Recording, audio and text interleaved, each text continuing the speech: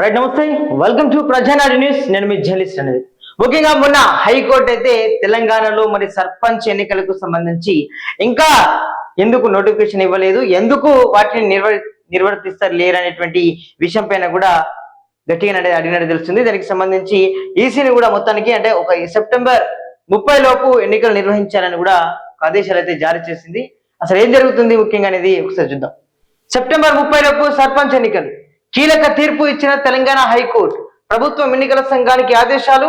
కేంద్రం వద్ద పెండింగ్ లో రిజర్వేషన్ల బిల్లు అమలు ఎలా అనే దానిపైన మల్లా గుల్లాలు. స్థానిక సంస్థల ఎన్నికలపై హైకోర్టు బుధవారం కీలక తీర్పునిచ్చింది. సెప్టెంబర్ 30వ తేదీలోపు ఎన్నికలు జరపాలని హైకోర్టు న్యాయమూర్తి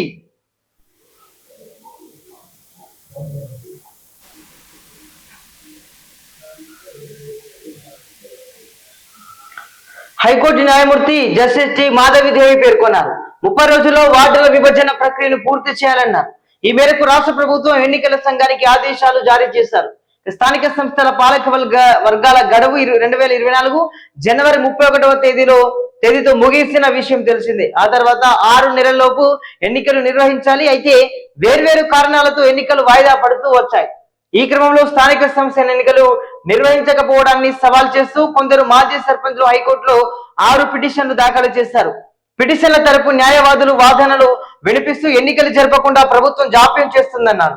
సర్పంచులను తప్పించి పంచాయతీల బాధ్యతలను ప్రత్యేక అధికారులకు అప్పగించిందని పేర్కొన్నారు. ఇది రాజ్యాంగ పంచాయతీరాజ్ చట్టాలకు విరుద్ధమని తెలిపారు. ప్రత్యేక అధికారులకు ఇతర విధులు ఉన్న నేపథ్యంలో ప్రజల సమస్యను పట్టించుకోవడం లేదని తెలిపారు.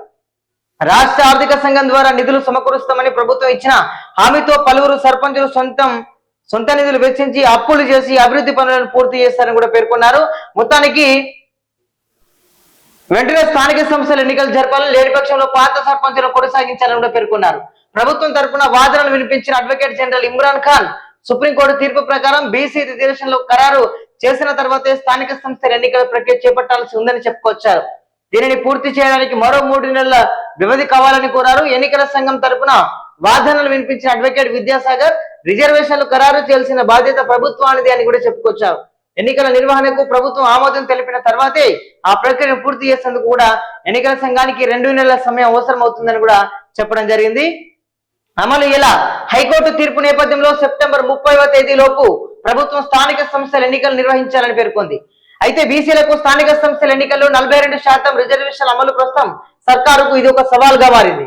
దీనికి కారణం రిజర్వేషన్ల బిల్లు కేంద్రం వద్ద పెండింగ్ లో ఉండటమే. నిజానికి రిజర్వేషన్లకు సంబంధించి అసెంబ్లీ ఇప్పటికే 2 బిల్లులను ఆమోదించి గవర్నర్ వద్దకు పంపింది. గవర్నర్ వీటికి ఆమోదం తెలిపి కేంద్రానికి పంపించారు. అయితే ఈ బిల్లులు ప్రస్తుతం కేంద్ర ప్రభుత్వం వద్ద పెండింగ్ లో ఉన్నాయి. కాగా కామారెడ్డి డిక్లరేషన్ కట్టుబడి బీసీలకు రిజర్వేషన్లు కల్పించిన తర్వాతే స్థానిక సంస్థల ఎన్నికలు జరుపుతామని కూడా ప్రభుత్వం పెద్దలైతే చెప్తున్నారు. సో మొత్తానికైతే ఇది నిజంగా అంటే స్థానిక సంస్థల గురించి కూడా హైకోర్టు అయితే ఒక రకంగా చెప్పాలంటే ఒక ముటకాలు వేసినట్లు కూడా తెలుస్తా ఉంది. ఎందుకంటే చాలా మంది ఆశావాలు ఎదురేస్తున్నారు. మేము కూడా ఈ ప్రజా ప్రభుత్వం హయాంలో కూడా మా పాలన కూడా కొనసాగాలి, మేము కూడా ప్రజలకు సేవలు అందించాలనే ఉద్దేశంతో చాలా మంది ఆశావాహులు ఉన్నారు. ఇంకొక విషయం అంటే ఈ 42% ఈ బీసీలకు సంబంధించి రిజర్వేషన్లు కల్పించాలి. ఆ తర్వాత కూడా ప్రభుత్వం ముందుకు వెళ్తుందని కూడా ప్రభుత్వం చెప్తా ఉంది. కాంగ్రెస్ పార్టీ తరఫున కూడా పెద్దలు చెప్తా ఉన్నారు. కానీ గవర్నర్ నుంచి అదేవిధంగా కేంద్రానికి పంపడం జరిగింది. అక్కడ కూడా పెండింగ్ లో ఉంది. ఈ పెండింగ్ లో విషయాన్ని కూడా త్వరితగతిన వాళ్ళతో మాట్లాడి, పెద్దలైతే ఎవరు ఉన్నారో కాంగ్రెస్ ప్రభుత్వంలో పార్టీలో వాళ్ళంతా కూడా మాట్లాడి త్వరితగతిన చేయండి, మాకు ఇంత బర్డెన్ అవుతుంది, ఇంత ఫోర్స్ వస్తుందని కూడా మీరు మాట్లాడాల్సిన ఆవశ్యకత ఉంది. కానీ ఇప్పటికీ కూడా దానిపైన అలుపు లేదు సొలుపు లేదంటుగా ఉన్నటువంటి పరిస్థితి ఏదో ఉంది. ఇంకోటి ఏంటంటే సర్పంచుల గురించి కూడా ఒకసారి మాట్లాడదాం. ఎందుకంటే సర్పంచుల గ్రామానికి మొదటి పౌరులు సర్పంచ్ గా ఉన్నారు. కానీ వాళ్ళ బాధలు అంతా ఇంత కాదండి. నిజంగా గతంలో అంటే ప్రభుత్వ హయాంలో పెట్టినటువంటి బిల్లులు రాక కూడా చాలా మంది సర్పంచులు ఆత్మహత్యలు చేసుకున్నారు.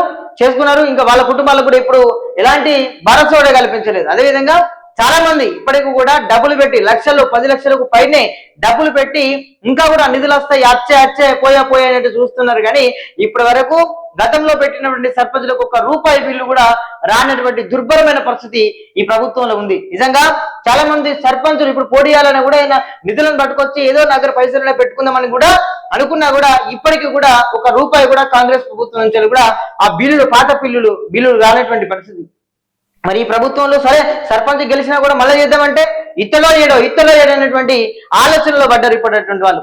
నిజంగా చెప్పాలంటే కాంగ్రెస్ పార్టీలోనే పోటీ చేయాలన్న కూడా చాలా మంది కార్యకర్తల్లోనైతే సందిగ్ధం ఉన్నట్లుగా మనకు స్పష్టంగా అర్థమవుతుంది. ప్రతి గ్రామంలో కూడా ఇదే చోటు చేసుకుంది. సో ఇప్పటికైనా ఈ సెప్టెంబర్ 30 ఎట్లయితే హైకోర్టు అయితే వాళ్ళు వినిపించిందో దానికి సంబంధించి కట్ అప్డేట్ పెట్టిందో ఆ తేదీలోనే వచ్చేటువంటి అవకాశాలు అయితే ఉంది. ఎందుకంటే హైకోర్టు చెప్పిన తీర్పు ప్రకారం ఆల్రెడీ 42% డిక్లరేషన్ సంబంధించి బీసీ డిక్లరేషన్ సంబంధించి రిజర్వేషన్ కల్పించాలనే ఉద్దేశంతో ముందుకు వెళ్తానని చెప్తున్నారు. సో దీనిపైన కూడా పార్టీ పెద్దలైనా ప్రభుత్వ పెద్దలైనా కూడా అంటే ఒక రకంగా ఫోర్స్ చేయాలి వాళ్ళ మీద తెచ్చి పార్టీ తరఫున మరి గిన్ని రోజులు అవుతుంది ఎప్పటికీ స్పెషల్ ఆఫీసర్ పాలన అయితే ఈ మరి మీకోసం కలగనటువంటి కార్యకర్తలు మరి వాళ్ళు కూడా అనుభవించాలి కదా, వాళ్ళు కూడా ప్రజలకు సేవ చేయాలి కదా, వాళ్ళు కూడా మంచి పేరు తెచ్చుకోవాలి కదా. ఇవన్నీ చూడాలంటే మీరు పార్టీ పెద్దలారా ప్రభుత్వం వల్ల పెద్దలారా మీరు గమనించి వాళ్ళకు న్యాయం చేయాలి.